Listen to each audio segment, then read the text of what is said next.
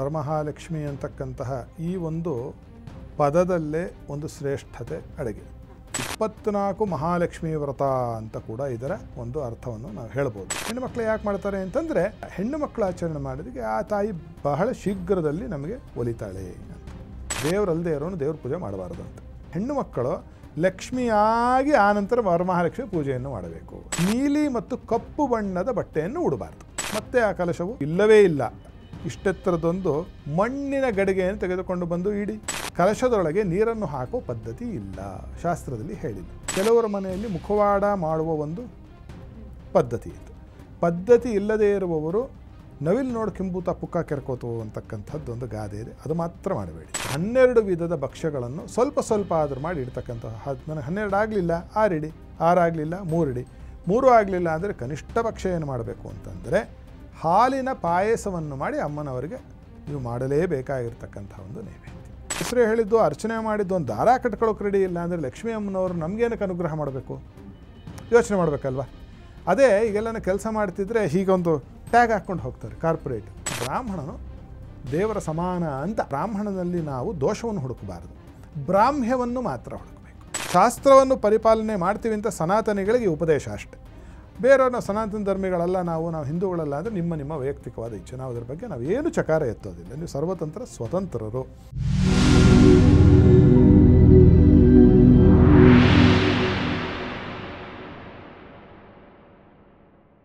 ನಮಸ್ಕಾರ ವೀಕ್ಷಕರೇ, ಟಿವಿ ವಿಕ್ರಮ ಹಂಸಧ್ವನಿ ಕಾರ್ಯಕ್ರಮಕ್ಕೆ ಸ್ವಾಗತ. ನಾನು ಶ್ವೇತಾ.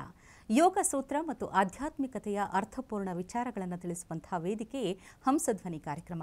ಎಂದಿನಂತೆ ತಮ್ಮ ಶ್ರೇಷ್ಠ ಚಿಂತನೆಗಳಿಂದ ಹೊಸ ಚೈತನ್ಯ ತುಂಬುತ್ತಿರುವಂತಹ ತತ್ವಜ್ಞಾನಿಗಳು, ಧರ್ಮಶಾಸ್ತ್ರ ಪಾರಂಗತರು, ವೇದಶಾಸ್ತ್ರ ಪರಿಣಿತರು ಆಗಿರುವಂತಹ ಹಂಸಶ್ರೀ ಸವಿತೃ ಶರ್ಮಾ ಗುರುಜಿ ಇದ್ದಾರೆ.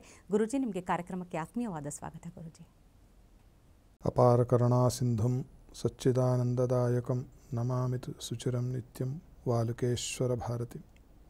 ಜೈ ಗುರುದೇವ ದತ್ತ. ಎಲ್ಲರಿಗೂ ಮಂಗಳೋದಯ. ಮಂಗಳವಾರ ವೀಕ್ಷಕರೇ, ನಮ್ಮ ಹಿಂದೂ ಸಂಪ್ರದಾಯದಲ್ಲಿ ಬಹುತೇಕ ಹಬ್ಬಗಳು ನಿರ್ದಿಷ್ಟ ಮಾಸದ ನಕ್ಷತ್ರ ಮತ್ತು ತಿಥಿಯಂದು ಆಚರಣೆ ಮಾಡಲಾಗುತ್ತೆ. ಆದರೆ ಒಂದಷ್ಟು ಹಬ್ಬಗಳು ನಿರ್ದಿಷ್ಟ ದಿನಗಳಂದೇ ಆಚರಣೆ ಮಾಡಲಾಗುತ್ತೆ. ಅದೇ ರೀತಿ ಶ್ರಾವಣ ಮಾಸದ ಶುಕ್ರವಾರದಂದು ವರಮಹಾಲಕ್ಷ್ಮಿ ಹಬ್ಬವನ್ನು ಅದ್ಧೂರಿಯಾಗಿ ಆಚರಣೆ ಮಾಡ್ತೀವಿ. ಹಾಗಾದರೆ ಈ ವ್ರತದ ಮಹತ್ವ ಏನು, ಈ ವ್ರತದ ಫಲಗಳೇನು, ವ್ರತವನ್ನು ಹೇಗೆ ಆಚರಿಸಬೇಕು ಅನ್ನೋದನ್ನು ಇವತ್ತಿನ ಸಂಚಿಕೆಯಲ್ಲಿ ತಿಳಿದುಕೊಳ್ಳೋಣ. ಗುರುಜಿ, ಇಡೀ ಜಗತ್ತನ್ನು ಉದ್ಧಾರ ಆಗಬೇಕು ಅಂತಂದರೆ ವರಮಹಾಲಕ್ಷ್ಮಿ ವ್ರತಗಿಂತ ಶ್ರೇಷ್ಠ ವ್ರತ ಯಾವುದೂ ಇಲ್ಲ ಅಂತ ಹೇಳ್ತಾರೆ. ಹಾಗಾಗಿ ಈ ವ್ರತದ ಬಗ್ಗೆ ತಿಳಿಸ್ಕೊಡಿ ಗುರುಜಿ. ಮೊಟ್ಟಮೊದಲನೇದಾಗಿ ವರಮಹಾಲಕ್ಷ್ಮಿ ಅಂತಕ್ಕಂತಹ ಈ ಒಂದು ಪದದಲ್ಲೇ ಒಂದು ಶ್ರೇಷ್ಠತೆ ಅಡಗಿದೆ. ಸಂಸ್ಕೃತದಲ್ಲಿ ವರ ಅಂತಂದರೆ ಅತ್ಯಂತ ಶ್ರೇಷ್ಠವಾಗಿರೋದು. ಇಲ್ಲಿ ಶ್ರೇಷ್ಠವಾದ ಮಹಾಲಕ್ಷ್ಮಿಯ ಪೂಜೆ ಅಂತ ಹೆಸರು. ಇನ್ನೊಂದರ್ಥ ಕಚಟಪಯಾದಿ ಯೋಗಗಳು ಅಂತ ಹೇಳ್ತಾರೆ ಶಾಸ್ತ್ರದಲ್ಲಿ. ಅದರ ಪ್ರಕಾರವಾಗಿ ವರ ಅಂತಂದರೆ 24 ಅಂತಕ್ಕಂಥ ಒಂದು ಸಂಖ್ಯೆಯನ್ನು ಕೂಡ ಹೇಳುತ್ತೆ.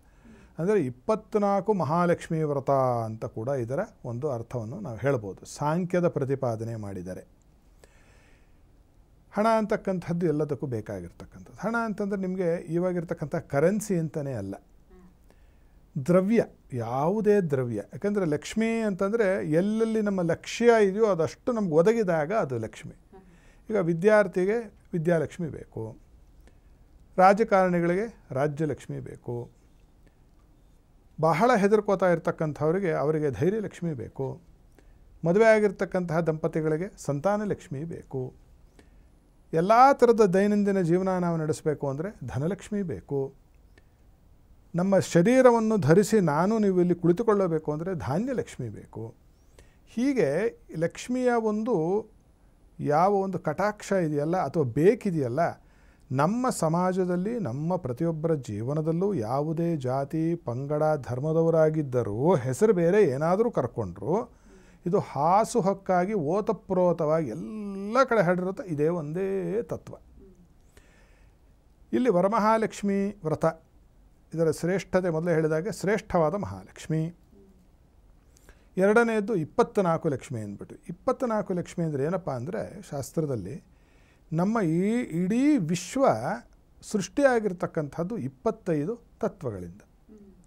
ಪೃಥಿವ್ಯಾಪಸ್ತೇಜೋ ವಾಯುರಾಕಾಶ ಅಂತಕ್ಕಂತಹ 5 ಪಂಚಮಹಾಭೂತಗಳು, ಶಬ್ದಸ್ಪರ್ಶ ರೂಪರಸಗಂಧ ಅಂತಕ್ಕಂತಹ 5 ತನ್ಮಾತ್ರೆಗಳು, ಅದೇ ರೀತಿಯಾಗಿ ನಮಗೆ ಶ್ರೋತ್ರ ತ್ವಕ್ನಯನ ಜಿಹ್ವಾ ಘ್ರಾಣ ಅಂತಕ್ಕಂತಹ 5 ನಮ್ಮ ಜ್ಞಾನೇಂದ್ರಿಯಗಳು. ಅದೇ ರೀತಿಯಾಗಿ ವಾಕ್ಪಾಣಿ ಪಾದ ಪಾಯು ಉಪಸ್ಥ ಅಂತಕ್ಕಂತಹ 5 ಕರ್ಮೇಂದ್ರಿಯಗಳು. ಇಲ್ಲಿಗೇನಾಯಿತು 20 ಆಯಿತು. ಅದೇ ರೀತಿಯಾಗಿ ನಮಗೆ ಮನೋಬುದ್ಧಿ ಚಿತ್ತ ಅಹಂಕಾರ ಅಂತಕ್ಕಂತಹ 4 ಅಂತಃಕರಣ ಚತುಷ್ಟಯಗಳು. ಇಷ್ಟೂ ಸೇರಿದ್ರೆ 24 ಆಯಿತು. ಈ ನಮ್ಮ ಜೀವನದ ಈ 24 ತತ್ವಗಳನ್ನು ನಮಗೆ ಸರಿಯಾಗಿ ಒದಗಿಸಿ ನಮ್ಮಲ್ಲಿ ಸ್ಥಿರೀಕರಿಸಿ ಅದನ್ನು ವೈಭವೀಕರಿಸ್ತಕ್ಕಂತಹ ಒಂದು ವ್ರತದ ಮೂಲ ಉದ್ದೇಶ ವರಮಹಾಲಕ್ಷ್ಮಿ ವ್ರತದ್ದು. ಎಲ್ಲ ತಿಳ್ಕೊಂಡ್ರಾಗೆ ಸುಮ್ಮನೆ ದುಡ್ಡು ಅಂತಲ್ಲ, ಬರೀ ದುಡ್ಡಿದ್ರೆ ಏನು ಮಾಡ್ತೀರಿ ನೀವು? ಕಣ್ಣಿರಬೇಕು, ಬಾಯಿ ಇರಬೇಕು, ನಾಲ್ಗೆ ಇರಬೇಕು, ಹೆಂಡತಿ ಇರಬೇಕು, ಗಂಡ ಇರಬೇಕು, ಮಕ್ಕಳಿರಬೇಕು, ಸಂಬಂಧಿಕರಿರಬೇಕು, ಸ್ನೇಹಿತರಿರಬೇಕು, ಆರೋಗ್ಯ ಇರಬೇಕು, ಆಯುಷ್ಯ ಇರಬೇಕು. ಉದಾಹರಣೆಗೆ ಯಾರಾದರೂ ನೋಡಪ್ಪ ನೀನು ಒಂದು ಕಣ್ಣು ಒಂದು ಕೈ ಕೊಟ್ಬಿಡು, ನಾನು 10 ಕೋಟಿ ಕೊಡ್ತೀನಿ ಅಂದರೆ ಸಾಧ್ಯವೇ? ಬೆಲೆ ಕಟ್ಟಲಿಕ್ಕಾಗಲ್ಲ.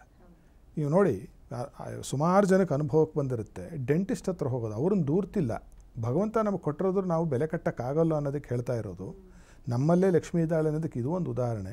ಹಲ್ಲು ಕಟ್ಟಿಸ್ಕೊಳ್ಳೋಕೆ ನೀವು ಹೋಗಿ ಒಂದು ಹೊಸ ಹಲ್ಲು ಕಟ್ಟಿಸ್ಕೋಬೇಕು ಅಂದರೆ ಅಂದಾಜು ಮೊನ್ನೆ ಯಾರೋ ಬಂದವರು ಹೇಳ್ತಿದ್ರು 70,000 ರಿಂದ 80,000 ರೂಪಾಯಿ ಆಗುತ್ತಂತೆ. 32 ಕೊಟ್ಟಿದ್ದಾಳೆ ನಮಗೆ ಲಕ್ಷ್ಮಿ ಅಂದರೆ 25 ಲಕ್ಷ ಬಾಯಲ್ಲೇ ಇದೆ ಅಲ್ವೇ? ಹೀಗೆ ಬೆಲೆ ಕಟ್ಟಕ್ಕೆ ಆಗದೇ ಇರತಕ್ಕಂತಹ ಎಷ್ಟು ಸ್ಥೂಲ ರೂಪದಲ್ಲೇ ನಮಗಿದೆ, ನಾವು ಅದನ್ನು ನೋಡ್ತಾ ಇಲ್ಲ. ಇಂತಹ ಒಂದು ಸ್ಥೂಲ ರೂಪವಾಗಿರ್ತಕ್ಕಂಥದ್ದು, ಸೂಕ್ಷ್ಮ ರೂಪ ಆಗಿರ್ತಕ್ಕಂಥದ್ದು ಮತ್ತು ಸೂಕ್ಷ್ಮತರವಾಗಿರ್ತಕ್ಕಂಥದ್ದು, ಅದಕ್ಕೆ ಕಾರಣ ರೂಪ ಅಂತಾರೆ. ಈ 3 ರೂಪದಲ್ಲೂ ನೋಡಿದ್ರೆ ಅಷ್ಟಲಕ್ಷ್ಮಿಯರು 8 3 24.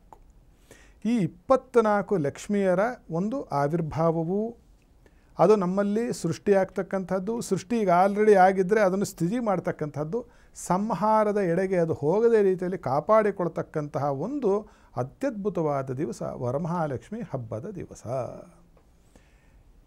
ಜಗನ್ಮಾತೆಯನ್ನು ಅತ್ಯಂತ ಆದರದಿಂದ, ವಿಶ್ವಾಸದಿಂದ, ಭಕ್ತಿಯಿಂದ ಹೆಣ್ಣು ಮಕ್ಕಳು ಮಾಡ್ತಾರೆ. ಹೆಣ್ಣು ಮಕ್ಕಳು ಯಾಕೆ ಮಾಡ್ತಾರೆ ಅಂತಂದರೆ, ಹೆಣ್ಣು ಮಕ್ಕಳಿಗೆ ಬೇಗ ಒಲಿಯೋದು ಅಲ್ವೇ? ಹೆಂಗಸರಿಗೆ ಬಹಳ ಬೇಗ ಹತ್ತಿರ ಆಗ್ತಾರೆ. ಎಂತಹ ದೊಡ್ಡ ಮನುಷ್ಯರಾದರೂ ಅದನ್ನು ಹೆಣ್ಮಕ್ಳಲ್ಲಿ ನೋಡಿದ್ರು ಅಂದ್ರೆ ಅವ್ರು ಹೋಗಿ ಮಾತಾಡಿಸ್ತಾರೆ. ಗಂಡಸರ ಬಳಿ ಅಷ್ಟು ಹತ್ತಿರ ಆಗೋದಿಲ್ಲ. ಒಬ್ಬರು ಗಂಡಸರ ಬಳಿ ಹತ್ತಿರ ಆಗೋದು ಅಂತಂದರೆ ಒಂದು ಹೆಣ್ಣು 2 ಹತ್ರ, ಅಪ್ಪನ ಹತ್ರ, ಗಂಡ ಹತ್ರ, ಇನ್ಯಾರ ಹತ್ರನೂ ಇಲ್ಲ. ಆ ರೀತಿಯಾಗಿ ಆದ್ದರಿಂದ ಹೆಣ್ಣು ಮಕ್ಕಳು ಆಚರಣೆ ಮಾಡೋದಕ್ಕೆ ಆ ತಾಯಿ ಬಹಳ ಶೀಘ್ರದಲ್ಲಿ ನಮಗೆ ಒಲಿತಾಳೆ ಅಂತ. ಈ ವ್ರತವನ್ನು ನಾನಾ ವಿಧದಲ್ಲಿ ಪ್ರಾಂತ್ಯದಿಂದ ಪ್ರಾಂತ್ಯಕ್ಕೆ ಸ್ವಲ್ಪ ನಮ್ಮಲ್ಲಿ ವ್ಯತ್ಯಾಸಗಳಿವೆ. ದಕ್ಷಿಣಾತ್ಯರು ಒಂಥರ ಮಾಡಿದ್ರೆ, ಉತ್ತರ ಕರ್ನಾಟಕದವರೇ ಬೇರೆ ಥರ ಮಾಡ್ತಾರೆ. ಆಮೇಲೆ ಇನ್ನೊಂದು, ನಾವು ಉತ್ತರ ಭಾರತಕ್ಕೆ ಹೋದರೆ ಕೆಲವೆಡೆ ಇದರ ಆಚರಣೆಯೇ ಇಲ್ಲ, ಬೇರೆ ರೀತಿಯಲ್ಲಿ ಮಾಡ್ತಕ್ಕಂತಹ ಪದ್ಧತಿಗಳು. ಯಾಕಂದರೆ ಅವರ ಸಾವನ ಮಾಸ ಅಂತಾರೆ, ಅವರು ಶ್ರಾವಣವನ್ನು ಸಾವನ್ ಅಂತಾರೆ. ಅದು ಅವರ ಪಂಚಾಂಗ, ನಮ್ಮ ಪಂಚಾಂಗಗಳು ಸ್ವಲ್ಪ ವ್ಯತ್ಯಾಸಗಳುಂಟು. ನಾವು ಅಮಾಂತ ಏನು ಮಾಸ ಅಂತೀವಿ, ಅವ್ರದ್ದು ಪೌರ್ಣಿಮಾಂತ ಮಾಸ ಇರತಕ್ಕಂಥ ಪದ್ಧತಿಗಳೂ ಇದೆ. ಭಾಳ ಭೇದೋಪಭೇದಗಳು. ಅದರಲ್ಲಿ ಒಂದೇ ಏನಪ್ಪ ಅಂತಂದರೆ ಆ ಒಂದು ಚೈತನ್ಯದ ಒಂದು ಆರಾಧನೆ ಆಗುತ್ತೆ ನಮ್ಮಲ್ಲಿ. ಅದು ಬಹಳ ಖುಷಿಯನ್ನು ಕೊಡ್ತಕ್ಕಂಥದ್ದು. ಇನ್ನು ವ್ರತವನ್ನು ಆಚರಣೆ ಹೇಗೆ ಮಾಡಬೇಕು ಅಂತಂದಾಗ, ಹೆಣ್ಣು ಮಕ್ಕಳು ಆವತ್ತಿನ ದಿವಸ ತಲೆಗೆ ನೀರೆರೆದುಕೊಳ್ಳುವುದು ಅಂತಾರೆ. ತಲೆಗೆ ಸ್ನಾನವನ್ನು ಮಾಡಬೇಕು. ಅದರಲ್ಲೂ ಅತ್ಯಂತ ಶ್ರೇಷ್ಠವಾಗಿರ್ತಕ್ಕಂಥದ್ದು ಏನು ಅಂದರೆ, ಎಳ್ಳೆಣ್ಣೆಯನ್ನು ತಲೆಗೆ ಹಚ್ಚಿಕೊಂಡು ಆಮಲಕ ಚೂರ್ಣ ಅಂದರೆ ನೆಲ್ಲಿಕಾಯಿ ಪುಡಿ, ನೆಲ್ಲಿ ಚೆಟ್ಟು ಅಂತಾರೆ, ಆ ಪುಡಿಯಿಂದ ಮೈಯನ್ನು ಉಜ್ಜಿಕೊಂಡು ಸ್ನಾನ ಮಾಡಬೇಕು. ಬಹಳ ಮುಖ್ಯವಾಗಿ ನಾವು ಸೋಪು ಶಾಂಪ ನೀವು ಹಾಕೋದಕ್ಕೆ ವಿರೋಧ ಇಲ್ಲ. ಆದರೆ ಅದರಲ್ಲಿ ನೆಲ್ಲಿಕಾಯಿ ಇದೆಯಲ್ಲ, ಅದರಲ್ಲಿ ಒಂದು ಲಕ್ಷ್ಮಿಯ ನಿವಾಸ ಅಂತ ಹೇಳುತ್ತೆ ಶಾಸ್ತ್ರ. ಅದು ಇಡೀ ನಿಮ್ಮ ಅಂಗಾಂಗಗಳೇ ಲಕ್ಷ್ಮೀಮಯವಾದಾಗ ಏನಾಗುತ್ತೆ ಅಂತಂದರೆ, ಶಾಸ್ತ್ರದಲ್ಲಿ ಒಂದು ಉಲ್ಲೇಖ ಇದೆ, ನದೇವಂ ದೇವಮರ್ಚಯೇತ್ ಅಂದರೆ ದೇವರಲ್ಲದೆ ಇರೋನು ದೇವ್ರ ಪೂಜೆ ಮಾಡಬಾರ್ದಂತೆ. ಅಂದರೆ ಇಲ್ಲಿ ಭಾವ ಏನು ಅಂದರೆ, ಹೆಣ್ಣು ಮಕ್ಕಳು ಲಕ್ಷ್ಮಿಯಾಗಿ ಆನಂತರ ವರಮಹಾಲಕ್ಷ್ಮಿ ಪೂಜೆಯನ್ನು ಮಾಡಬೇಕು ಅಂತ. ಆದ್ದರಿಂದ ಆ ನೆಲ್ಲಿ ಚೆಟ್ಟನ್ನು ಮೈಗೆ ಚೆನ್ನಾಗಿ ಉಜ್ಜೋದು ಅಂದರೆ ಲೇಪನ ಮಾಡಿಕೊಂಡು ಸ್ನಾನವನ್ನು ಮಾಡ್ತಕ್ಕಂಥದ್ದು. ಸ್ನಾನಾದಿಗಳು ಮಾಡಿದ ನಂತರದಲ್ಲಿ ಶುಭ್ರವಾದ ವಸ್ತ್ರದ ಒಂದು ಉಡ್ಯವನ್ನು ಮಾಡಬೇಕು. ಶುಭ್ರವಾದ ವಸ್ತ್ರ ಅಂದರೆ ಯಾವುದು ಅಂತಂದರೆ, ಯಾವುದು ಚೆನ್ನಾಗಿ ಸ್ವಚ್ಛವಾಗಿದೆಯೋ ಅದು ಅಂತ. ರೇಷ್ಮೆಯೇ ಆಗಬೇಕು ಅಂತ ಎಲ್ಲೂ ಶಾಸ್ತ್ರದಲ್ಲಿ ವಿಧಿ ಇಲ್ಲ. ಅದನ್ನು ಯಾರೂ ಬೆಂಗೆ ಹೋಗೋ ಅವಶ್ಯಕತೆ ಇಲ್ಲ. ಏನಪ್ಪ ನಮ್ಮಲ್ಲಿ ರೇಷ್ಮೆ ಸೀರೆನೇ ಇಲ್ಲ, ಯಾವುದು ನಿಮಗೆ ಸ್ವಚ್ಛವಾಗಿರುತ್ತೋ ಅದು ಉಟ್ಕೊಳ್ಳಿ. ಆದರೆ ಇಲ್ಲಿ ಒಂದು ಚಿಕ್ಕ ಎಚ್ಚರಿಕೆ ಏನು ಅಂದರೆ, ಯಾವುದೇ ದೇವರ ಪೂಜೆ, ಅದರಲ್ಲೂ ವಿಶಿಷ್ಟವಾಗಿ ಲಕ್ಷ್ಮೀ ಪೂಜೆಯನ್ನು ಮಾಡ್ತಕ್ಕಂತಹ ಮುತ್ತೈದೆಯರು, ತಾಯಂದಿರು ಅವರೇನು ಮಾಡಬೇಕು ಅಂದರೆ, ನೀಲಿ ಮತ್ತು ಕಪ್ಪು ಬಣ್ಣದ ಬಟ್ಟೆಯನ್ನು ಉಡಬಾರ್ದು. ನೀಲಿ ಮತ್ತು ಕಪ್ಪು ಬಣ್ಣದ ಸೀರೆಯನ್ನೋ, ಕುಪ್ಪಸವನ್ನೋ, ಅಥವಾ ಲಂಗಾದಾವಣಿಯನ್ನೋ, ಅಥವಾ ಚೂಡಿದಾರ ಹಾಕೊಳ್ತಕ್ಕಂಥವ್ರು, ಯಾಕಂದರೆ ಅದೇ ಹೆಚ್ಚಾಗಿದೆ, ಇರಲಿ. ಆ ಥರದ ನೀಲಿ ಮತ್ತು ಕಪ್ಪು ಬಣ್ಣವನ್ನು ವರ್ಜಿಸಿ ಮಿಕ್ಕ ಯಾವುದೇ ಒಂದು ಬಟ್ಟೆಯನ್ನು ಉಟ್ಟುಕೊಂಡು ಅವನು ಅಲಂಕಾರಾದಿಗಳನ್ನು ಮಾಡಿಕೊಂಡು ಕುಂಕುಮ, ಅರಿಶಿನ, ಕುಂಕುಮ, ಹೂವು, ಬಳೆ, ಬಿಚ್ಚೋಲೆ, ಕಿವಿಗೆ ಒಳ್ಳೆಯ ಆಭರಣಗಳೆಲ್ಲ ನೀವೆಷ್ಟು ಅಲಂಕಾರ, ಯಾಕೆಂದರೆ ಆಕೆ ಮಹಾವಿಷ್ಣುವಿನ ಮಡದಿ. ಮಹಾವಿಷ್ಣು ಅಲಂಕಾರ ಪ್ರಿಯ. ಈಕೆ ಗಂಡನ ಬಿಟ್ಟು ಬರದೇ ಇರತಕ್ಕಂತಹ ಸಾಧ್ವಿಮಣಿ. ಆದ್ದರಿಂದ ಹೆಚ್ಚು ನೀವು ಅಲಂಕಾರ ಮಾಡಿಕೊಂಡ್ರೆ ಲಕ್ಷ್ಮೀನಾರಾಯಣ ನಿವಾಸ ಅಲ್ಲೇ ಬಂದು ಹೋಗುತ್ತೆ. ಅತ್ಯಂತ ಶುಭ್ರವಾಗಿ ನಿಮಗಿರ್ತಕ್ಕಂತಹ ಸಲಕರಣೆಗಳಲ್ಲೇ ನೀವು ಚೆನ್ನಾಗಿ ಅಲಂಕಾರವನ್ನು ಮಾಡಿಕೊಂಡು ಕೈ ತುಂಬ ಬಳೆಯನ್ನು ಧರಿಸಿಕೊಂಡು ಪೂಜಾ ಸ್ಥಾನ ಒಂದು ಚಿಕ್ಕ ಜಾಗ ಆದರೂ ಪರವಾಗಿಲ್ಲ, ನಿಮ್ಮದೇ ಇಷ್ಟೇಷ್ಟು ಜಾಗದಲ್ಲಿ ಮಾಡೋದು ಅದ್ಭುತವಾಗಿ ಮಾಡಿ. ಹೃದಯದ ವೈಶಾಲ್ಯತೆ ಅತ್ಯಂತ ಪ್ರಧಾನ ಯಾವುದೇ ದೇವರ ಪೂಜೆಗೆ. ನೀವು ಹಾಕ್ತಕ್ಕಂತಹ ಸಾಮಗ್ರಿಗಳಲ್ಲ, ತೋರ್ಪಡಿಕೆಯಿಂದ ದೇವರು ಒಲಿಯುವುದಿಲ್ಲ. ನಿಮ್ಮ ಭಕ್ತಿ, ನಿಮ್ಮ ಪ್ರಪತ್ತಿ, ನಿಮ್ಮ ಶ್ರದ್ಧೆ, ನಿಮ್ಮ ವಿಶ್ವಾಸಕ್ಕೆ ಮಾತ್ರ ದೇವರೊಲಿತಾನೆ ಅಂತಕ್ಕಂಥದ್ದು ಚೆನ್ನಾಗಿ ಅಂಡರ್ಲೈನ್ ಮಾಡಿ ಇಟ್ಟುಕೊಂಡು ಮುಂದುವರಿಯಿರಿ. ಅಂತಹ ಸ್ಥಳದಲ್ಲಿ ಏನು ಮಾಡಬೇಕು, ಬರೀ ನೆಲದಲ್ಲಿ ಇಡಬಾರ್ದು, ಒಂದು ಮಣೆಯನ್ನು ಹಾಕಿ, ಮಂಟಪ ಇದ್ದರೆ ಬಹಳ ಸಂತೋಷ. ಅದರ ಮೇಲೆ ಏನು ಮಾಡಬೇಕು, ಅಷ್ಟದಳದ ಒಂದು ಪದ್ಮವನ್ನು ಹಾಕಬೇಕು. 8 ದಳದ ಒಂದು ಪದ್ಮವನ್ನು ರಚನೆ ಮಾಡಬೇಕು. ಅದು ಆ ಪದ್ಮ ರಚನೆ ಮಾಡೋದಕ್ಕೆ ನೀವು 2 ಪದಾರ್ಥಗಳು ಅತ್ಯಂತ ಶ್ರೇಷ್ಠ. ಮೊದಲನೇದು ಅಕ್ಕಿ ಹಿಟ್ಟು, ರೈಸ್ ಫ್ಲಾರ್. ಇಲ್ಲ ಅಂತಂದರೆ ಅರಿಶಿನ, ಶುದ್ಧವಾದ ಅರಿಶಿನದಲ್ಲಿ ಹಾಕಬೇಕು. ಸ್ಟಿಕರ್ ಅಂಟಿಸೋದು ಅದು ಹೇಳಿಲ್ಲ, ಇದಕ್ಕೆಲ್ಲ ಕಾರಣಗಳಿದೆ, ಅದು ಹೇಳೋಕ್ಕೆ ನಮಗೆ ಸಮಯಾವಕಾಶ ಇಲ್ಲ.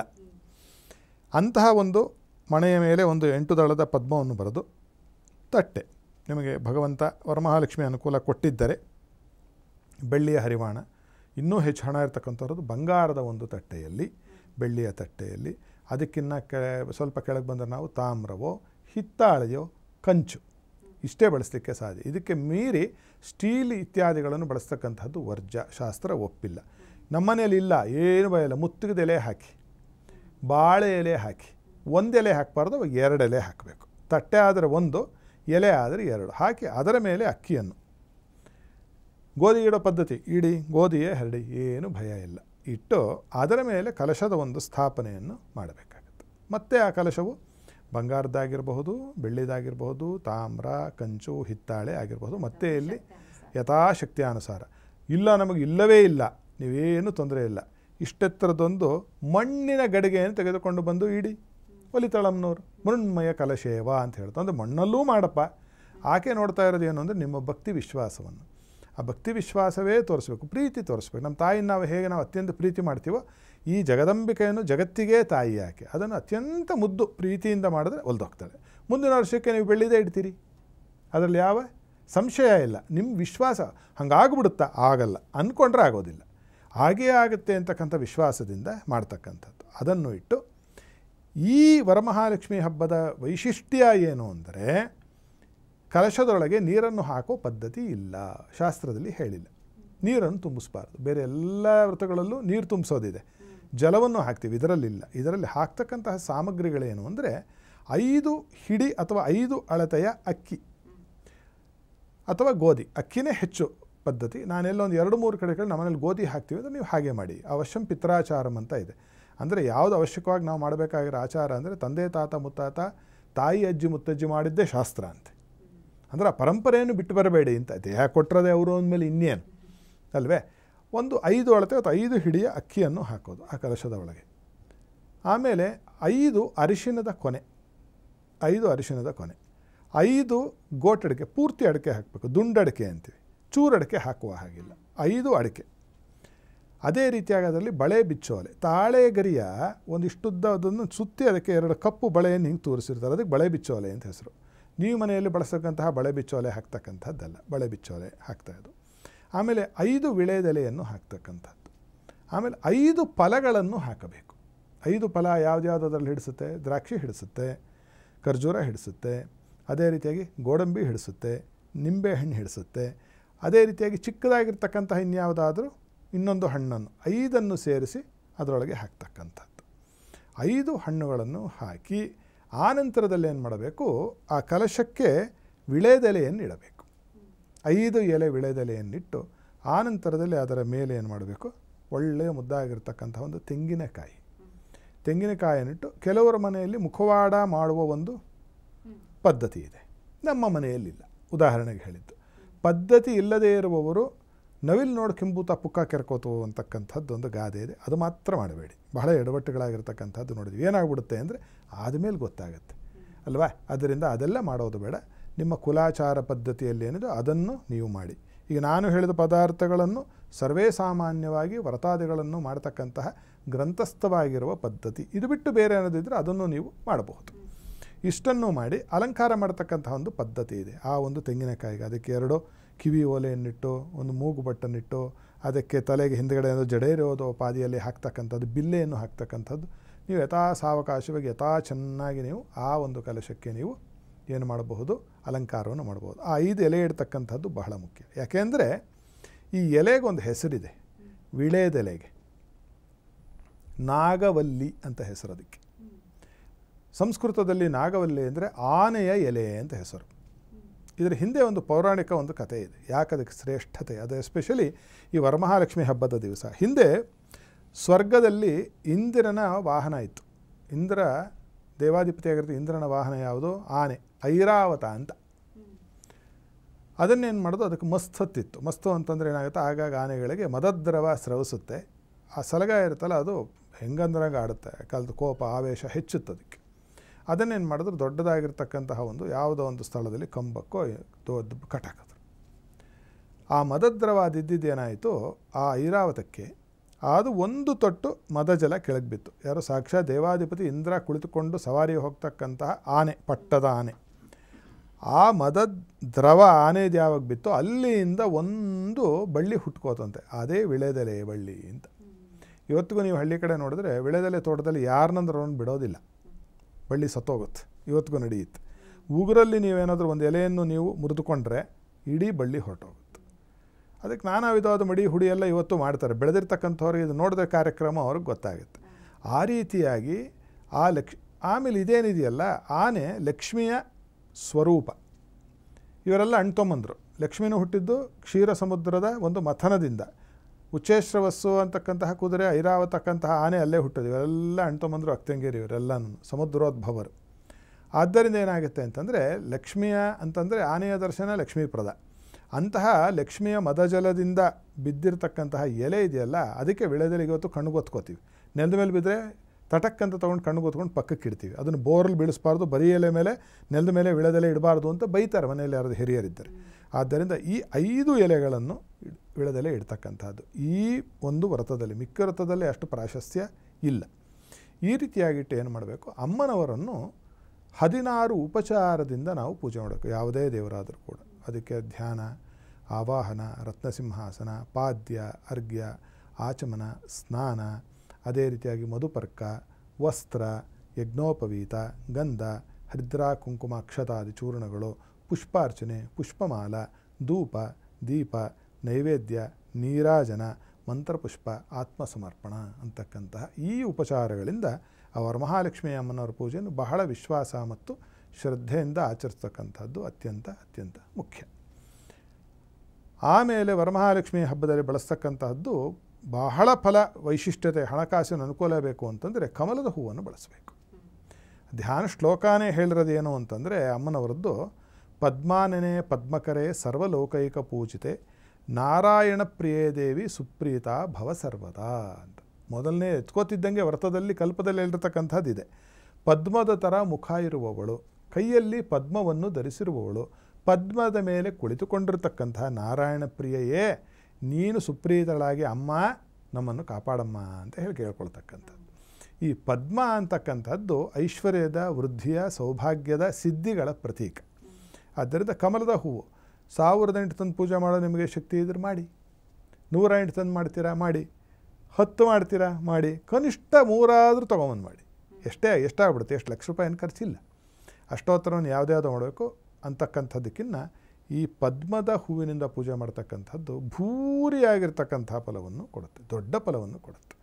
ನಮಗಾಗೋದಿಲ್ಲ ಅಷ್ಟೋ ಅಂದರೆ ಸರಿ, 1, 2, 3 ಒಂದು ಪದ್ಮದ ಹೂವನ್ನಿಟ್ಟು ಬಿಲ್ವದಳದಿಂದ ಲಕ್ಷ್ಮೀ ಅಷ್ಟೋತ್ತರದ ಪೂಜೆಯನ್ನು ಮಾಡಬೇಕು. ವರಮಹಾಲಕ್ಷ್ಮಿ ಅಷ್ಟೋತ್ತರ ಮಾಡಬೇಕು. ಮಾಮೂಲಿ ಎಲ್ಲರೂ ಮಾಡ್ತಕ್ಕಂತಹ ಅಷ್ಟೋತ್ತರ ಪ್ರಕೃತಿಯೇ ನಮಃ ವಿಕೃತಿಯೇ ನಮಃ ಅಂತ ಮಾಡಿಬಿಡ್ತಾರೆ. ಇದು ಬರೀ ಲಕ್ಷ್ಮಿ ಇಲ್ಲ, ಈಕೆ ವರಮಹಾಲಕ್ಷ್ಮಿ, ಶ್ರೇಷ್ಠ ಮಹಾಲಕ್ಷ್ಮಿ, 24 ಮಹಾಲಕ್ಷ್ಮಿ ಅಂತ ಜ್ಞಾಪನ ಇಟ್ಟುಕೊಂಡು ನಾವು ಬಿಲ್ವಪತ್ರೆಯಿಂದ ವರಮಹಾಲಕ್ಷ್ಮಿ ಹಬ್ಬದ ದಿವಸ ವರಮಹಾಲಕ್ಷ್ಮಿ ಅಷ್ಟೋತ್ತರದಿಂದ ನಾವು ಪೂಜೆಯನ್ನು ಮಾಡಿದರೆ ಹಣಕಾಸಿನ ಅದ್ಭುತವಾದ ವೃದ್ಧಿಗಳು ನಿಮ್ಮ ಒಂದು ಅನುಭವಕ್ಕೆ ಬರುತ್ತೆ. ಅದನ್ನು ಮಾಡ್ತಕ್ಕಂಥದ್ದು. ನೈವೇದ್ಯಾದಿಗಳು ಕೂಡ ನೀವು ಸ್ವಂತ ಅಡುಗೆ ಮಾಡಿ ಅಮ್ಮನವ್ರಿಗೆ ಇಡಬೇಕು. ಇಲ್ಲ ಅಡುಗೆ ಭಟ್ರನ್ನ ಕರೆಸಿ ಮಾಡಬಹುದು. 12 ವಿಧದ ಪದಾರ್ಥಗಳ ಒಂದು ನೈವೇದ್ಯ ಹೇಳಿದೆ ಅಮ್ಮನವರಿಗೆ. 12 ವಿಧದ ಭಕ್ಷ್ಯಗಳು ಅಂದರೆ ಸ್ವೀಟ್ಸ್ ಅಂತ ಹೇಳ್ತೀವಲ್ಲ. ಆಮೇಲೆ ನಾವು ಕುರುಕುಲ್ ತಿಂಡಿ ಅಂತ ಹೇಳ್ತೀವಲ್ಲ, ಯಾವುದೋ ಮೈಸೂರು ಪಾಕ ಆಗಿರಬಹುದು, ರವೆ ಉಂಡೆ ಆಗಿರಬಹುದು, ಬೇಸನ್ ಉಂಡೆ ಆಗಿರಬಹುದು, ಕಜ್ಜಾಯ ಆಗಿರಬಹುದು, ಹೋಳಿಗೆ ಆಗಿರಬಹುದು, ಪಾಯಸ ಆಗಿರಬಹುದು, ಕೋಡ್ಬಳೆ ಆಗಿರಬಹುದು, ಶಂಕರಪೋಳೆ ಆಗಿರಬಹುದು, ಚಕ್ಲಿ ಆಗಿರಬಹುದು, ಅದೇ ರೀತಿಯಾಗಿ ಲಡ್ಡು ಆಗಿರಬಹುದು ಮತ್ತು ಈ ಬೂಂದಿ ಕಾಳಾಗಿರಬಹುದು. ಈ ಥರದ 12 ವಿಧದ ಭಕ್ಷ್ಯಗಳನ್ನು ಸ್ವಲ್ಪ ಸ್ವಲ್ಪ ಆದರೂ ಮಾಡಿ ಇಡ್ತಕ್ಕಂಥ. ನನಗೆ 12 ಆಗಲಿಲ್ಲ 6 ಇಡಿ, 6 ಆಗಲಿಲ್ಲ 3 ಇಡಿ, 3 ಆಗಲಿಲ್ಲ ಅಂದರೆ ಕನಿಷ್ಠ ಭಕ್ಷ್ಯ ಏನು ಮಾಡಬೇಕು ಅಂತಂದರೆ ಹಾಲಿನ ಪಾಯಸವನ್ನು ಮಾಡಿ ಅಮ್ಮನವರಿಗೆ ನೀವು ಮಾಡಲೇಬೇಕಾಗಿರ್ತಕ್ಕಂಥ ಒಂದು ನೈವೇದ್ಯ. ಇಲ್ಲ ಯಾವುದೋ ಕಾರಣಾಂತರದಿಂದ ನನಗೆ ಅದು ಆಗಲಿಲ್ಲ ಅಂದರೆ ಹಾಲಿಗೆ ಜೇನುತುಪ್ಪ ಮತ್ತು ತುಪ್ಪವನ್ನು ಬೆರೆಸಿ ನೈವೇದ್ಯ ಮಾಡಬೇಕು. ಇದಕ್ಕೆ ತ್ರಿಮಧುರ ಅಂತ ಹೆಸರು. ಇದು ಕೂಡ ಅಮ್ಮನವರು ಬಹಳ ಬೇಗ ನಿಮಗೆ ಆದರೆ ಹೊತ್ತಿದ್ದು ಅನುಕೂಲ ಇದ್ದು ನೀವು ಅದನ್ನಿಟ್ಟರೆ ಉಪಯೋಗ ಇಲ್ಲ. ಆ ರೀತಿಯಾಗಿ ಅದು ಆಪದ್ಧರ್ಮ. ಏನು ಮಾಡಲಿಕ್ಕಲ್ಲ, ಅರ್ಜೆಂಟೆಲ್ಲ ಹೋಗಬೇಕು, ಮನೇಲಿ ಯಾರಿಗೂ ಆರೋಗ್ಯ ಇಲ್ಲ ಅಥವಾ ಕೆಲಸಕ್ಕೆ ಹೋಗಲೇಬೇಕಾಗಿದೆ, ಇಂಟರ್ವ್ಯೂ ಇದೆ, ಇಲ್ಲ ಅದು ಲಕ್ಷ್ಮೀ ಬರೋದು ಅಲ್ಲಿಂದ ತಾನೇ ಕೆಲಸ ಮಾಡಿದ್ರೆ ಅದನ್ನು ಬಿಟ್ಟೋಗು ಅಂತೇನು ಹೇಳಿಲ್ಲ, ಆದರೆ ಪೂಜೆಯನ್ನು ಇಷ್ಟಾದರೂ ಮಾಡಿ ಹೊರಡು ಅಂತ ಹೇಳಿ ಈ ರೀತಿಯಾಗಿ ಮಾಡಿ. ಇನ್ನೊಂದು ಇದರಲ್ಲಿ ವೈಶಿಷ್ಟ್ಯತೆ ಏನು ಅಂದರೆ ಒಂದು ದೋರಬಂಧನ ಅಂತ ಕೈಗೆ ಒಂದು ದಾರ ಕಟ್ಕೋತೀವಿ ಹೆಣ್ಮಕ್ಳು. ನೀವು ನೋಡಿದರೆ ಇನ್ನು ಶುರು ಆಯಿತು, ಶ್ರಾವಣ ಮಾಸದಿಂದ ಶುರು ಆಗುತ್ತೆ, ಹೆಣ್ಮಕ್ಳು ಭಾಳ ಚೆನ್ನಾಗಿರುತ್ತೆ ನೋಡೋಕ್ಕೆ. ಆ ದೋರಬಂಧನವನ್ನು ಕೈಗೆ ಒಂದು ದಾರವನ್ನು ಕಟ್ಟಿಕೊಳ್ತಾರೆ. ದಾರ ಅಂದರೆ ಹೇಗಂದ್ರೆ ಹಾಗೆ ದಾರ ಬರುವುದಿಲ್ಲ. ಹಸಿ ದಾರದ ಉಂಡೆಯನ್ನು ನೀವು ಸಂಪಾದನೆ ಮಾಡೋಕ್ಕೆ ಸಿಗುತ್ತೆ ಅಂಗಡಿಗಳಲ್ಲಿ. ಅದು 12 ಎಳೆ ಇರಬೇಕು. 12 ಎಳೆ ಮತ್ತು 12 ಮುಷ್ಟಿ. ಇದು ಒಂದು ಮುಷ್ಟಿ, ಇದು 2ನೇ ಮುಷ್ಟಿ, ಇದು 3ನೇ ಮುಷ್ಟಿ, ಅಂದರೆ ಅಷ್ಟುದ್ದ. ಯಾರು ಕಟ್ಟಿಕೊಳ್ತಾರೋ ವ್ರತ ಮಾಡೋರು, ನೀವು ಮಾಡಿದ್ರೆ ಶ್ವೇತಾ ಅವರು ಮಾಡಿದ್ರೆ ಶ್ವೇತಾ ಅವರ ಮುಷ್ಟಿ 12ರಷ್ಟು ಉದ್ದ, 12 ಎಳೆ ಮತ್ತು 12 ಗಂಟುಗಳು. ದಿವ್ಯಾ ಅಂತಕ್ಕಂತಹ ಹೆಣ್ಮಗಳು ಮಾಡ್ತಾಳೆ, ಆಕೆಗೂ ಅಷ್ಟೇ 12 ಎಳೆ 12 ಮುಷ್ಟಿ. ಅವ್ರ ಕೈ ದೊಡ್ಡದಿದ್ದರೆ ಉದ್ದ ಜಾಸ್ತಿ ಆಗುತ್ತೆ, ಗಿಡ್ಡ ಇದ್ದರೆ ಸ್ವಲ್ಪ ಚಿಕ್ಕದಾಗುತ್ತೆ, ಏನೂ ತೊಂದರೆ ಇಲ್ಲ. ಆದರೆ 12 ಎಳೆ 12 ಮುಷ್ಟಿ 12 ಗಂಟುಗಳನ್ನು ಹಾಕಿ ಅದನ್ನು ಅಮ್ಮನವರ ಮುಂದೆ ಒಂದು ತಟ್ಟೆಯಲ್ಲಿ ವಿಳೆದೆಲೆ ಅಡಿಕೆ ಹಣ್ಣಿನ ಮೇಲೆ ಅದನ್ನು ಇಟ್ಟು ಆ 12 ಎಳೆ 12 ಗಂಟಿನಲ್ಲಿ 12 ವಿಧದ ಲಕ್ಷ್ಮಿಯರ ಆವಾಹನೆಯನ್ನು ಮಾಡಬೇಕು. ರಮಾಯೇ ನಮಃ, ರಮಾಮಾವಾಹಯಾಮಿ, ಹೀಗೆ 12 ನಾಮಾವಳಿಗಳಿದೆ. ಅದನ್ನು ನಿಮ್ಮ ಪುರೋಹಿತರ ಕೈಯಲ್ಲಿ ಹೇಳಿಸಿ ಮಾಡಿಸ್ಕೊಳ್ಳಿ. ಮಾಡ್ತಾರೆ ಅವ್ರು ಹೇಳಿದ್ರೆ. ಅದನ್ನು ಎಗರಿಸಿ ಮುಂದೆ ಹೋಗೋದು ಫಲ ಇಲ್ಲ. ಆ ದಾರದಲ್ಲಿ 12 ಎಳೆಯಲ್ಲೂ 12 ಲಕ್ಷ್ಮಿ, 12 ಮುಷ್ಟಿಯಲ್ಲೂ 12 ಲಕ್ಷ್ಮಿ, 12 ಗಂಟಲ್ಲೂ ಕೂಡ ನಿಮಗೆ 12 ಲಕ್ಷ್ಮಿಯರ ಆವಾಹನೆಯನ್ನು ಮಾಡಿ ಅದಕ್ಕೂ ಒಂದು ಚಿಕ್ಕ ಪೂಜೋಪಚಾರವನ್ನು ಮಾಡಿ ವ್ರತ ಎಲ್ಲ ಆದ ನಂತರದಲ್ಲಿ ಏನು ಮಾಡಬೇಕು ಅಂದರೆ ಈ ದಾರವನ್ನು ಕಟ್ಟಿಕೊಳ್ಳಬೇಕು. ವಿಧಿ ಇರೋದೇನು ಗೊತ್ತೇ, ಈ ವರ್ಷ ನೀವು ಈ ದೋರಬಂಧನ ಅಂದರೆ ಕೈಗೆ ವರಮಹಾಲಕ್ಷ್ಮಿ ಹಬ್ಬದ ದಾರವನ್ನು ಕಟ್ಟಿಕೊಂಡ್ರೆ ಮುಂದಿನ ವರ್ಷ ವರಮಹಾಲಕ್ಷ್ಮಿ ಹಬ್ಬದವರೆಗೂ ಕೈಯಲ್ಲಿರಬೇಕು. ಇದು ಕಟ್ಟಿಕೊಂಡ ನಂತರ 2ನೇ ಮಂತ್ರ ಇರೋದೇನು ಅಂದರೆ ಕಲ್ಪದಲ್ಲಿ ಜೀರ್ಣದೋರ ವಿಸರ್ಜನ ಅಂತ. ಅಂದರೆ ಹಳೆಯದೇನು ದಾರ ಕಟ್ಕೊಂಡಿದ್ನಲ್ಲ ಹೋದ ವರ್ಷ ನಾನು ಅದನ್ನೀಗ ವಿಸರ್ಜನೆ ಮಾಡ್ತೀನಿ ಅಂತ ಅದು ಒಂದು ಮಂತ್ರ ಇದೆ, ಅದನ್ನು ವಿಸರ್ಜನೆ ಮಾಡಬೇಕು. ಆವಾಗೇನಾಗುತ್ತೆ ಅಂದರೆ ಆ ಮಹಾಲಕ್ಷ್ಮಿಯ ಅನುಗ್ರಹ ನಿಮ್ಮೊಂದಿಗೆ ಇಡೀ ವರ್ಷ ಇರುತ್ತೆ. ನಾವು ಕಟ್ಕೊಂಡ್ವಿ 2 ದಿನ 3 ದಿನ ಆದ ತಕ್ಷಣ ಅದಕ್ಕೊಂದು ಶಾವಂತಿಗೆ ಹೂ ಬೇರೆ ದಿಶದಪ್ಪ, ಅದು ಅವತ್ತೇ ಬಿದ್ದೋಗುತ್ತದೋ, ಅದನ್ನು ಸ್ವಲ್ಪ ಆದ ತಕ್ಷಣ ಇವರೇ ಹೆಂಗೆ ಕಿತ್ತಾಕ್ಬಿಡ್ತಾರೆ, ಅದನ್ನೊಂದು 2 ದಿನ ಹೆಂಗೆ ಓಡಾಡ್ತಾರೆ, 4ನೇ ದಿನ ಅದನ್ನು ಕಿತ್ತಿಟ್ಬಿಡ್ತಾರೆ. ನೀವು ಉತ್ತರ ಭಾರತದಲ್ಲಿ ಇದರದ ಒಂದು ನಿಮಗೆ ನೋಡ್ಲಿಕ್ಕೆ ಸಿಗುತ್ತೆ. ನೀವು ಯಾರನ್ನಾದ್ರೂ ನೋಡಿದ್ರೆ ನೋಡಿ, ಎಂಥವ್ರು ಕೈ ತುಂಬ ದಾರಗಳಿರುತ್ತವ್ರು. ನೀವು ನೋಡಿದ್ರೆ ಹಸಿರು ದಾರ ಒಂದು, ಕೆಂಪು ದಾರ ಒಂದು, ಹಳದಿ ದಾರ ಒಂದು, 3 ಬಣ್ಣದ ದಾರ ಒಂದು, ಇಲ್ಲಿಂದ ಇಲ್ಲಿವರೆಗೂ ಬೈಕ್ಗೂ ಕಟ್ಕೊಂಡಿರ್ತಾರೆ, ಕಾರ್ಗೂ ಕಟ್ಟಿರ್ತಾರೆ ಅವರು. ಇದು ಪದ್ಧತಿ. ನಮ್ಮಲ್ಲೇನಾಗಿದೆ ಯಾವುದೋ ಕಾರಣಾಂತರದಿಂದಲೋ ಇರೋದಿಲ್ಲ ಇಟ್ಕೋಬೇಕು ಅದನ್ನು. ಆ ವರ್ಷವಿಡೀ ಆ ಥರ ಒಂದು 2-3 ವರ್ಷ ಮಾಡಿದ್ರೆ ಖಂಡಿತವಾಗ್ಲೂ ನೋಡಿ ಹಣಕಾಸಿನ ನಮಗೆ ಅನುಕೂಲ ಆಗುತ್ತೆ. ನಾವು ಅಮ್ಮನವರ ಹೆಸರು ಹೇಳಿದ್ದು ಅರ್ಚನೆ ಮಾಡಿದ್ದು ಒಂದು ದಾರ ಕಟ್ಕೊಳ್ಳೋಕೆ ರೆಡಿ ಇಲ್ಲ ಅಂದರೆ ಲಕ್ಷ್ಮೀ ಅಮ್ಮನವರು ನಮಗೇನಕ್ಕೆ ಅನುಗ್ರಹ ಮಾಡಬೇಕು, ಯೋಚನೆ ಮಾಡಬೇಕಲ್ವ. ಅದೇ ಈಗೆಲ್ಲ ಕೆಲಸ ಮಾಡ್ತಿದ್ರೆ ಹೀಗೊಂದು ಟ್ಯಾಗ್ ಹಾಕ್ಕೊಂಡು ಹೋಗ್ತಾರೆ ಕಾರ್ಪೊರೇಟ್ ಅಲ್ವೇ, ಅದನ್ನು ಹಾಕ್ಕೊಂಡೇ ಓಡಾಡ್ತಾರೆ. ಅದು ಅವಮಾನ ಅನಿಸ್ತಿದ್ದಿಲ್ಲ ನಮಗೆ. ಕಾಲೇಜಿಗೆ ಹೋಗ್ಬೇಕಾದ್ರೆ ID ಕಾರ್ಡ್ ಹಾಕ್ಕೊಂಡೇ ಇರಬೇಕು. ಅದು ಅವಮಾನ ಅಂತ ಅನ್ನಿಸ್ತಿಲ್ಲ ನಮಗೆ. ಇದ್ಯಾಕೆ ಅವಮಾನ ಅಂತ ಅನ್ಕೋತಿದ್ದೀವಿ ನಾವು ಅಂತ ನನಗೆ ಗೊತ್ತಿಲ್ಲ. ಅಥವಾ ಅವಮಾನವೋ ಅಥವಾ ಏನು ಫ್ಯಾಷನ್ ಸ್ಟೇಟ್ಮೆಂಟೋ ಅದು ಅವರವರ ಐಚ್ಛಿಕವಾದ ವಿಚಾರ. ಆದರೆ ಶಾಸ್ತ್ರದಲ್ಲಿ ಹೇಳಿರ್ತಕ್ಕಂಥದ್ದು ಇದು.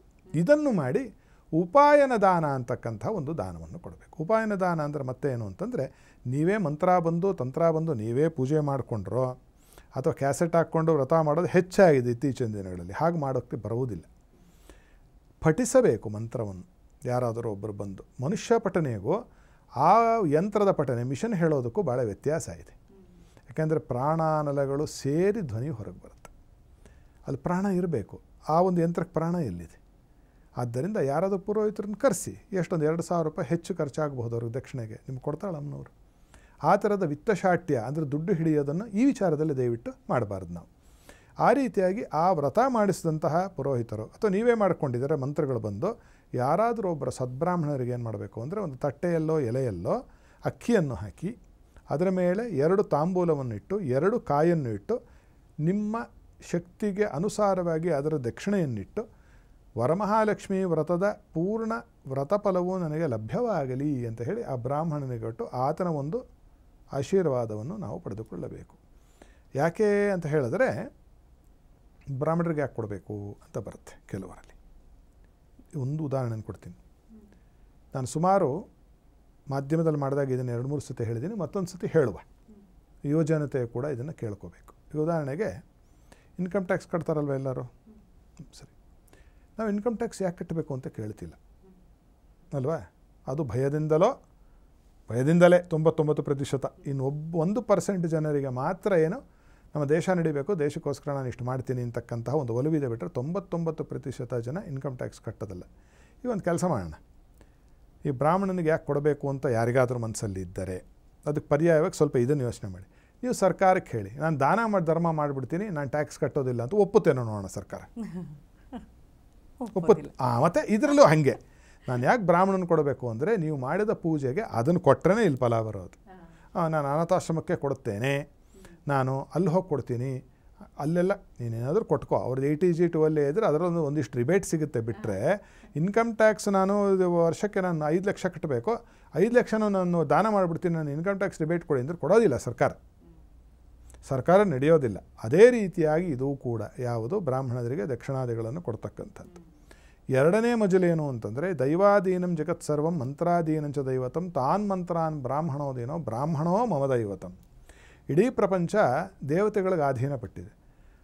ದೇವತೆಗಳು ಮಂತ್ರದಲ್ಲಿದ್ದಾರೆ, ಮಂತ್ರಗಳು ಬ್ರಾಹ್ಮಣನಲ್ಲಿ ಇದೆ. ಆದ್ದರಿಂದ ಬ್ರಾಹ್ಮಣನು ದೇವರ ಸಮಾನ ಅಂತ.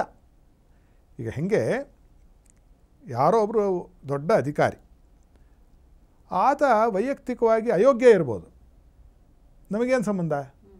ಏನಕ್ಕೆ ಬೆಲೆಯಲ್ಲಿ? ಅಧಿಕಾರಕ್ಕೆ ಬೆಲೆ ಅಷ್ಟೇ. ನಮಗೆ ಗೊತ್ತಿದೆ ಆತ ಏನೋ ಹಲವಾರು ವಿಚಾರಗಳಲ್ಲಿ ಅವಿವೇಕಿ ಅಯೋಗ್ಯ ಅಂತ. ಅದೇನು ಮಾಡ್ತೀವಿ, ಕೈ ಕಟ್ಕೊಂಡು ನಿಂತ್ಕೋತೀವಿ ಅಲ್ವಾ? ಸರ್ ಇದೊಂದು ಮಾಡಿಕೊಟ್ಬಿಡಿ ಸರ್. ಅಲ್ಲಾರು ಹೋಗಿ ಹೇಳಿದ್ದಾರೆ ನೀನು ಅಯೋಗ್ಯ ಕಣಯ್ಯ ನೀನು ಅಂತಂದು ಏನಾಗುತ್ತೆ ಪರಿಸ್ಥಿತಿ? ಆಗೋದಿಲ್ಲ. ಅದೇ ರೀತಿಯಾಗಿ ಇಲ್ಲೂ ಬ್ರಾಹ್ಮಣನಲ್ಲಿ ನಾವು ದೋಷವನ್ನು ಹುಡುಕಬಾರ್ದು, ಬ್ರಾಹ್ಮ್ಯವನ್ನು ಮಾತ್ರ ಹುಡುಕಬೇಕು. ಅವನು ಅನುಭವಿಸ್ಕೋತಾನೆ, ಅವನ ದೋಷಗಳಿದ್ದರೆ ಅವನ ಕರ್ಮ, ಅದು ಅವನ ಕರ್ಮ. ಮಾಡ್ದವನು ಪಾಪ ಆಡ್ದವನು ಬಾಯಿ ನಮಗೇನಕ್ಕೆ ಬೇಕಾ ಉಸಾಬ್ರಿ ಅಲ್ವಾ? ನಮ್ಮ ತಂದೆ ಹೇಳೋರು, ಎಲೆ ಎತ್ತೋ ಸಿದ್ಧ ಅಂದ್ರೆ ಉಂಡೋರು ಏಸು ಮಂದಿ ಏನಕ್ಕೋ, ಬಾಯಿ ಮುಚ್ಕೊಂಡು ಎತ್ತಯ್ಯ ಎಲೆನ ಅಷ್ಟಿಟ್ಕೋ ಅಂತೇಳಿ. ಅದೇ ರೀತಿಯಾಗಿ ಶಾಸ್ತ್ರದಲ್ಲಿ ಹೇಳಿದೆ, ಶಾಸ್ತ್ರವನ್ನು ಪರಿಪಾಲನೆ ಮಾಡ್ತೀವಿ ಅಂತ ಸನಾತನಿಗಳಿಗೆ ಉಪದೇಶ ಅಷ್ಟೇ. ಬೇರೆಯವ್ರು ನಾವು ಸನಾತನ ಧರ್ಮಿಗಳಲ್ಲ, ನಾವು ಹಿಂದೂಗಳಲ್ಲ ಅಂದರೆ ನಿಮ್ಮ ವೈಯಕ್ತಿಕವಾದ ಇಚ್ಛೆ. ನಾವು ಅದ್ರ ಬಗ್ಗೆ ನಾವು ಏನು ಚಕಾರ ಎತ್ತೋದಿಲ್ಲ, ನೀವು ಸರ್ವತಂತ್ರ ಸ್ವತಂತ್ರರು. ಆದರೆ ಈ ರೀತಿಯಾಗಿ ಈ ಬುದ್ಧಿಯಿಂದ ದಾನ ಕೊಡಿ ಅನ್ನೋದಕ್ಕೆ ಇಷ್ಟು ಹೇಳಿದೆ. ಏನೋ ಬ್ರಾಹ್ಮಣರು ನಾನು ಬ್ರಾಹ್ಮಣರು ಅಂತ ಅದನ್ನು ನಾನು ಸಮರ್ಥನೆ ಮಾಡ್ಕೋತಿಲ್ಲ. ಶಾಸ್ತ್ರದಲ್ಲಿ ಇರುವುದನ್ನು ಹಾಗೆ ಯಥಾವತ್ತು ನಿಮ್ಮ ಮುಂದೆ ಇಟ್ಟಿದ್ದೇನೆ. ಈ ರೀತಿಯಾಗಿ ಉಪಾನದಾನವನ್ನು ಕೊಟ್ಟರೆ ಆಮೇಲೆ ಇಷ್ಟ ಮಿತ್ರರೊಂದಿಗೆ ಊಟ ಉಪಹಾರ ಮಾಡಿದರೆ ಅಮ್ಮನವರ ಕಟಾಕ್ಷ ತಂತಾನೆ ನಿಮಗೆ ಆಗಿ ಹೋಗುತ್ತೆ. ಇಲ್ಲಿ ಇನ್ನೂ ಒಂದು ಎಚ್ಚರಿಕೆಯ ಮಾತು ಅಂದರೆ ವರಮಹಾಲಕ್ಷ್ಮಿಯನ್ನು ಅವತ್ತಿನ ದಿವಸ ನೀವು ಉದ್ವಾಸನೆ ಮಾಡಬಾರ್ದು, ಚಲಿಸಬಾರ್ದು. ಮರು ದಿವಸ ಶನಿವಾರದ ದಿವಸ ಅಮ್ಮನವರ ಕಲಶವನ್ನು ನೀವು ಕದಲಿಸಬೇಕು. ಅಲ್ಲಿಯವರೆಗೂ ಏನಾದರೂ ಕೂಡ ಕದಲಿಸುವ ಹಾಗಿಲ್ಲ. ಮತ್ತು ಅವತ್ತು ವರಮಹಾಲಕ್ಷ್ಮಿ ಹಬ್ಬದ ದಿವಸ ಕೆಲವರು ಬೆಳಗ್ಗೆ ಮಾಡ್ತಾರೆ, ಕೆಲವರು ಸಂಜೆ ವ್ರತ ಮಾಡ್ತಾರೆ. ಯಾವಾಗ ಮಾಡಿದ್ದಕ್ಕೂ ಕೂಡ ಸಂಜೆ ದೀಪ ಹಚ್ಚುವ ಹೊತ್ತಿಗೆ, ಸಂಧ್ಯಾ ಸಮಯದ ಹೊತ್ತಿಗೆ ಹೆಚ್ಚು ದೀಪಗಳಿಂದ 12 ದೀಪಗಳಿಂದ ಅಮ್ಮನವರೆಗೆ ಒಂದು ಆರತಿ ಮಾಡಬೇಕು. ಹೆಚ್ಚು ಆರತಿಯಾದಿಗಳು ಮಾಡಿ ಮನೆಯಲ್ಲೆಲ್ಲ ದೀಪಾದಿಗಳನ್ನು ಇಟ್ಟು ಅಲಂಕಾರ ಮಾಡಿ ಮುತ್ತೈದೆಯರನ್ನು ಕರಿಬೇಕು. ಸುವಾಸನರ್ಚನ ಪ್ರೀತ ಚಿತ್ತಾಯೈ ನಮಃ ಅಂತ ಲಲಿತಾ ಸಹಸ್ರನಾಮದಲ್ಲಿ ಒಂದು ನಾಮ. ಸುವಾಸಿನಿಯರು ಮುತ್ತೈದೆಯರನ್ನು ಪೂಜೆ ಮಾಡಿದ್ರೆ ಅಮ್ಮನವರು ಖುಷಿ ಆಗ್ಬಿಡುತ್ತಂತೆ. ಅದು ಅಮ್ಮನವರ ಒಂದು ರೂಪ, ಹೆಣ್ಣು ಮಕ್ಕಳೆಲ್ಲರೂ. ಆದ್ದರಿಂದ ಅಂಥ ಹೆಣ್ಣು ಮಕ್ಕಳನ್ನು ಮನೆಗೆ ಕರೆದು ಅವರಿಗೆ ನಿಮ್ಮ ಕೈಲಾದ್ದು ಏನು ಅರಿಶಿಣ ಕುಂಕುಮ ಬಳೆ ಬಿಚ್ಚೋಲೆ ಪಾನಕ ಕೋಸಂಬರಿ ಮಾಡಿರ್ತಕ್ಕಂತಹ ತಂಬಿಟ್ಟು ಚಿಗಿಳಿ, ನಿಮ್ಮ ಶಕ್ತಿ ಇದ್ದರೆ ನಿಮಗೆ ಬಳೆ ಬಿಚ್ಚೋಲೆ ಜೊತೆಗೆ ಸೀರೆಯನ್ನು ಕುಪ್ಪಸದ ಬಟ್ಟೆಯನ್ನು ಕೊಡ್ತಕ್ಕಂಥದ್ದು ಮಾಡಿದರೆ ಅಮ್ಮನವರ ಅನುಗ್ರಹ 100ಕ್ಕೆ 100 ಆಗುತ್ತೆ ಅಂತಕ್ಕಂಥದ್ರಲ್ಲಿ ಎಳ್ಳಷ್ಟು ಸಂಶಯ ಇಲ್ಲ. ವರಮಹಾಲಕ್ಷ್ಮಿ ವ್ರತವನ್ನು ಎಲ್ಲರೂ ಆಸ್ಥೆಯಿಂದ ಮಾಡೋಣ, ಅಮ್ಮನವರ ಅನುಗ್ರಹಕ್ಕೆ ಪಾತ್ರರಾಗೋಣ. ಖಂಡಿತ ಗುರುಜಿ, ವರಮಹಾಲಕ್ಷ್ಮಿ ವ್ರತದ ನೀತಿ ನಿಯಮಗಳನ್ನು ಬಹಳ ಸುಂದರವಾಗಿ ತಿಳಿಸ್ಕೊಟ್ಟಿದ್ದೀರಿ. ಮುಖ್ಯವಾಗಿ ಹೆಣ್ಣು ಮಕ್ಕಳೇ ಪೂಜೆ ಮಾಡೋದ್ರಿಂದ ಪ್ರೀತಿ ಆಸಕ್ತಿ ಇದೆ, ಸಿಂಗಾರ ಅಲಂಕಾರ ಮಾಡಲಿ, ಆದರೆ ಎಲ್ಲಕ್ಕಿಂತಲೂ ಮುಖ್ಯವಾಗಿ ಮನಸ್ಸಲ್ಲಿ ಶ್ರದ್ಧೆ ಭಕ್ತಿ ವಿಶ್ವಾಸ ಅನ್ನೋದು ದೇವಿ ಒಲಿತಾಳೆ ಅನ್ನುವಂಥದ್ದು ಇದೆಯಲ್ಲ, ಬಹಳ ಅರ್ಥಪೂರ್ಣ ವಿಚಾರ ತಿಳಿಸ್ಕೊಟ್ಟಿದ್ದೀರಿ. ತಮಗೆ ಧನ್ಯವಾದಗಳು ಗುರುಜಿ. ಸರ್ವೇ ಜನಃ ಸುಖಿನೋ ಭವಂತು, ಸಮಸ್ತ ಸನ್ಮಂಗಳಾನಿ ಭವಂತು. ವೀಕ್ಷಕರೇ, ವರಮಹಾಲಕ್ಷ್ಮಿ ವ್ರತವನ್ನು ಹೇಗೆ ಆಚರಿಸಬೇಕು ಅನ್ನೋದನ್ನು ಇವತ್ತಿನ ಸಂಚಿಕೆಯಲ್ಲಿ ತಿಳಿದುಕೊಂಡಿದ್ದೀವಿ. ಗುರೂಜಿಗಳನ್ನು ನೇರವಾಗಿ ಭೇಟಿಯಾಗಬೇಕು ಅಂದಾದಲ್ಲಿ ನಮ್ಮ ಸ್ಕ್ರೀನ್ ಮೇಲೆ ಇರುವಂಥ ನಂಬರನ್ನು ಕಾಂಟ್ಯಾಕ್ಟ್ ಮಾಡಿ ನೇರವಾಗಿ ಭೇಟಿಯಾಗಬಹುದು. ವರಮಹಾಲಕ್ಷ್ಮಿ ಹಬ್ಬ ನಿಮ್ಮೆಲ್ಲರ ಬಾಳಲ್ಲಿ ಸಕಲ ಸಮೃದ್ಧಿಯನ್ನು ಉಂಟು ಮಾಡಲಿ ಎನ್ನುವಂಥ ಆಶಯದೊಂದಿಗೆ ಇವತ್ತಿನ ಸಂಚಿಕೆ ಮುಗಿಸ್ತಾ ಇದ್ದೀವಿ. ನಮಸ್ಕಾರ. ಟಿವಿ ವಿಕ್ರಮ, ದೇಶ ನಿಮ್ಮ ಕೈಯಲ್ಲಿ. ಈ ಕಾರ್ಯಕ್ರಮ ನಿಮಗೆ ಇಷ್ಟ ಆಗಿದ್ದಲ್ಲಿ ಲೈಕ್, ಶೇರ್ ಹಾಗೂ ಕಮೆಂಟ್ ಮಾಡಿ. ಟಿವಿ ವಿಕ್ರಮದ ಕಾರ್ಯಕ್ರಮಗಳನ್ನು ನಿರಂತರವಾಗಿ ವೀಕ್ಷಿಸಲು ಸಬ್ಸ್ಕ್ರೈಬ್ ಮಾಡಿ, ಬೆಲ್ ಐಕನ್ ಒತ್ತಿ.